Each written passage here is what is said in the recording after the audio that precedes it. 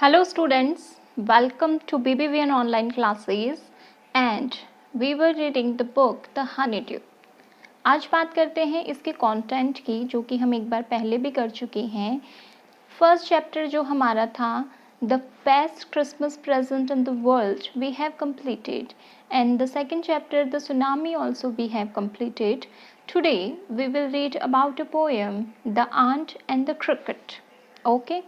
Ant and the Cricket it simply means असोपास story time series हैं वहाँ से ये जो हमारी छोटी सी पोएम है जो कि एक फैबल के तरीके से लिखी गई है वो हमें पढ़ने को मिलेगी. असोपास स्टोरीज़ एक सीरीज़ है जहाँ से the ant and the cricket जो है वो ली गई है. अब आंट सिंपली मीन्स एक चींटी की कहानी है and the cricket it simply means एक झिंगुर की कहानी है जिसके 4 जो हैं लेग्स होते हैं जो कि ऑल्सो इज़ एन एनिमल. ठीक है. सो समरी की अगर मैं सबसे पहले बात करूं the ant and the cricket this poem is work of the famous Greek poet Aesop. एक ग्रीक पोइट हैं काफ़ी फेमस हैं उन्हीं का वर्क है. एसोप जिनका नाम है उन्होंने एक स्टोरीज़ की सीरीज़ निकाली थी जहाँ से इस पोएम को हमारे सामने प्रेजेंट किया गया है, रेफ़र किया गया है इस बुक में. The two characters of the poem are cricket and an ant. जो 2 कैरेक्टर हैं इस पोएम में the first is an cricket एक झिंगुर जिसे हम हिंदी में कहते हैं और एक आंट की कहानी है. There was a young cricket who used to sing and dance during the summers and springs. हमें एक ऐसे क्रिकेट की कहानी पढ़ने को मिलेगी जो कि समर के टाइम पर सिंगिंग और डांसिंग किया करता था, बड़ा खुश रहता था. He was happy and enjoying but silly. वो बहुत खुश था, अपना टाइम enjoyment के साथ में स्पेंड कर रहा था लेकिन बेवकूफ़ था. During the summers and spring there is greenery everywhere. यहाँ पर असोप है ग्रीक पोइट है सो ऑब्वियस सी चीज़ है कि जहाँ पर जो स्नोई एरियाज़ होते हैं वहाँ पर मोस्टली जो स्प्रिंग और समर का टाइम होता है वहाँ पर अच्छी धूप खिलती है और अच्छा खाने पीने की चीज़ें जो हैं वो ग्राउंड में ग्रो करती हैं. सो इट इज़ कंपल्सरी कि आप जो हैं उस टाइम पर अपने लिए कुछ स्टोर कर ले ताकि जब स्नो टाइम हो जब विंटर टाइम हो तो आपके पास में कुछ ना कुछ खाने के लिए रहे. बट ये जो है वो क्या करता है इस टाइम पर ग्रीनरी रहती है. So ample food and water are available. इसीलिए बहुत सारा खाना और पानी जो है वो धरती पर मिलता है. दस the cricket was busy enjoying and did not store any food for the winters. इसीलिए इस चीज़ की वजह से वो बस डांस करते हुए खुशी खुशी अपने जो समर और स्प्रिंग है उसे स्पेंड कर देता है और विंटर के लिए कोई भी फूड जो है वो स्टोर नहीं कर पाता. In winters, the ground is covered with snow and no flowers or leaf could be seen. और ground जो है snow के टाइम पर winter के टाइम पे क्या होता है पूरा कवर हो जाता है वाइट कलर की स्नो से विंटर में और कोई भी पेड़ पर पत्तियाँ या फ्लावर दिखाई नहीं देता तो बेचारा खाएगा क्या. अब क्या खाएगा और किस तरीके से आंट जो हैं वो उसकी लाइफ को रिलेट करती हैं उसकी लाइफ में क्या पार्ट अदा करती हैं वो हम पढ़ेंगे इस वाली हमारी जो ये फैबल है जिसे लोक कथा कहते हैं उसमें. सो अ फैबल इज़ अ स्टोरी. जो लोक कथा है वो एक तरीके की कहानी है often with animals as characters. और इन कहानियों में अक्सर जो एनिमल्स होते हैं उन्हें ही एज अ कैरेक्टर रिप्रेजेंट किया जाता है. That conveys a moral. और ये जो फैबल होती हैं ये हमेशा एक सीख जो है इन द एंड हमें देती हैं. This poem about an ant and a cricket contains an idea of far reaching significance. तो दिस पोएम ये जो पोएम है about an ant and a cricket एक आंट के कैरेक्टर के साथ में और एक क्रिकेट के कैरेक्टर के साथ में है. कंटेन्स एन आइडिया एक तरीके का आइडिया जो है हम इस लिए हुए हैं ऑफ फार रिचिंग सिग्निफिकेंस जिसका केवल इस फैबल के टाइम पर ही नहीं आज भी बहुत ज़्यादा जो इम्पोर्टेंस है वो देखने को मिलता है. Which is as true of a 4-legged cricket as of a 2-legged one. और जो कि उतना ही सच है उस 4-leg झिंगुर के लिए और 2-leg के लिए। टू लेग झिंगुर यहाँ पर इंसानों के लिए कहा गया है कि अगर ये पोएम जो है वो फोर लेग्स झिंगुर को सीख देती है, इसी के साथ साथ में हम इंसानों के लिए भी बहुत इम्पॉर्टेंट है। Surely you have seen a cricket that has two legs, और फिर वो एंड में डायरेक्टली ह्यूमंस को ना कहते हुए वो कहता है कि बिल्कुल आपने अपने आसपास में दो लेग वाले झिंगुर तो देखे ही होंगे। और क्यों झिंगुर कहा गया है वो हम पढ़ेंगे इस पोएम में। A silly young cricket accustomed to sing, एक बेवकूफ यंग क्रिकेट, मूर्ख young cricket, accustomed to sing, बड़ा पसंद था उसे गाना गाना। Through the warm sunny months of gay summer and spring, gay मतलब खुश, हैप्पी, ठीक है। तो थ्रू द वार्म, जो विंटर का टाइम समर का टाइम होता है कंपैरेटिवली विंटर से काफ़ी ज़्यादा वार्म रहता है। स्प्रिंग का टाइम होता है तो फ्लावर्स होते हैं, लीव्स होती हैं, वो दिखाई देती हैं।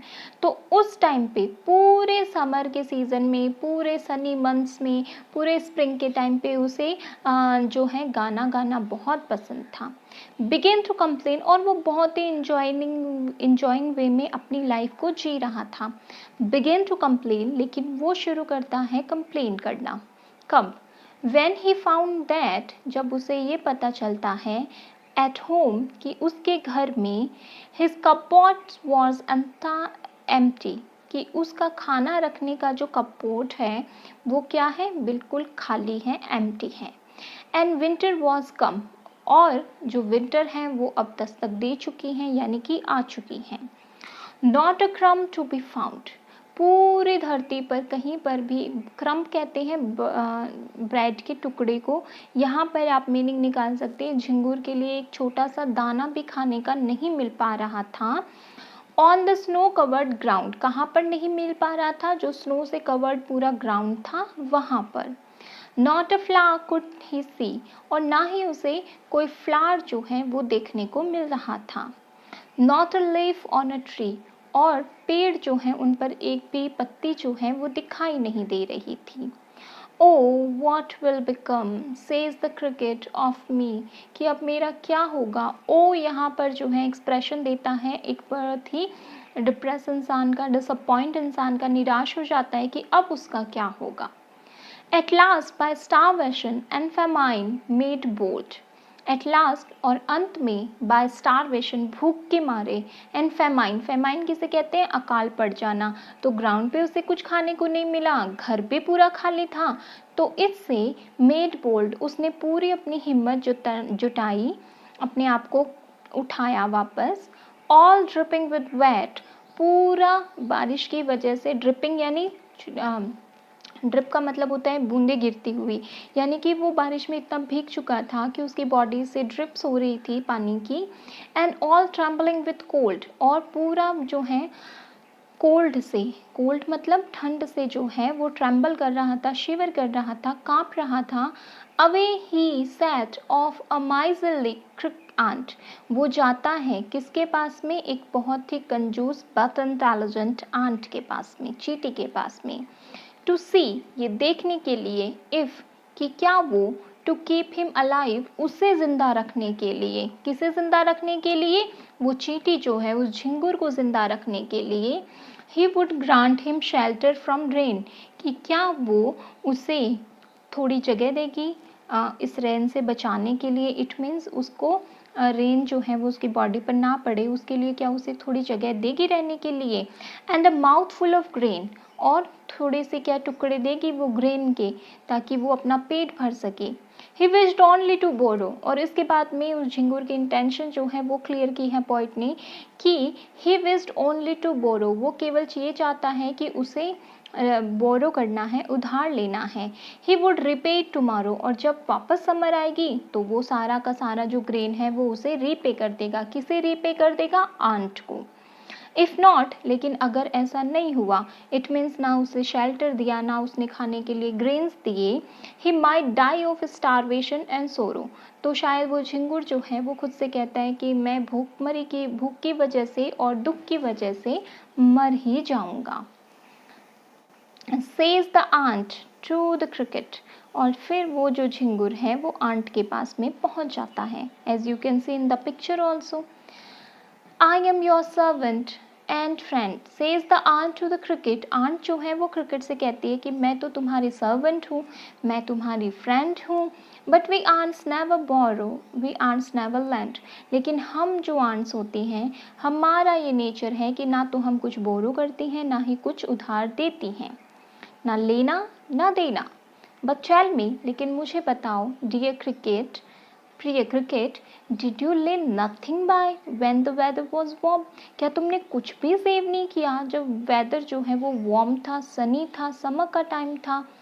क्वाट द क्रिकेट, फिर क्रिकेट जो है वो क्वाट करता है, आंसर करता है, नॉट आई, ना मैंने नहीं किया। My heart was so light, फिर वो रीज़न बताता है, मेरा दिल इतना ज़्यादा खुश था, that I सैंग day and night, कि मैं बस खुशी से पूरे दिन गाता रहता था। फॉर ऑल नेचर लुक्ड के, क्योंकि मुझे पूरा जो नेचर था वो बहुत ही खुशनुमा लगता था।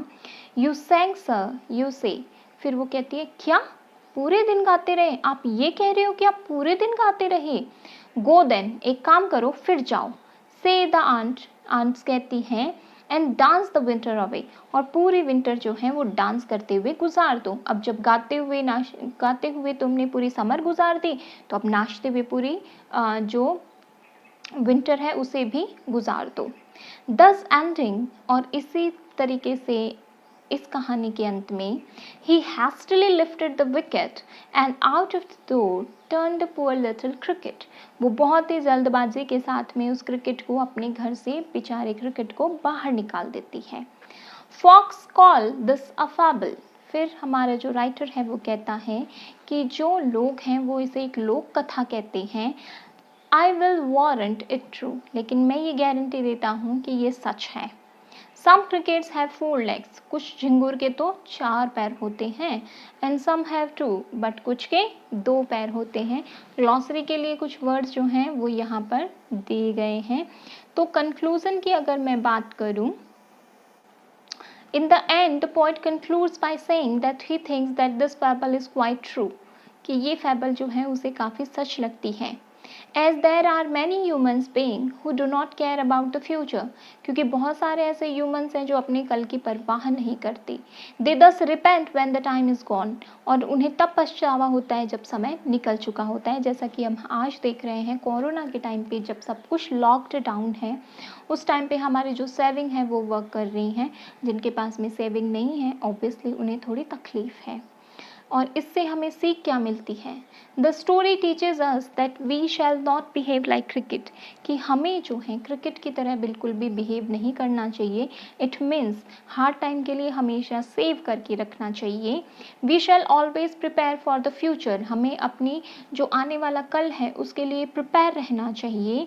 सो दैट इन डिफ़िकल्ट टाइम्स, ताकि जो मुश्किल वक्त आए जब, we do not have to beg to others for help, कि हमें दूसरों के सामने हाथ ना फैलाने पड़े उनकी मदद के लिए।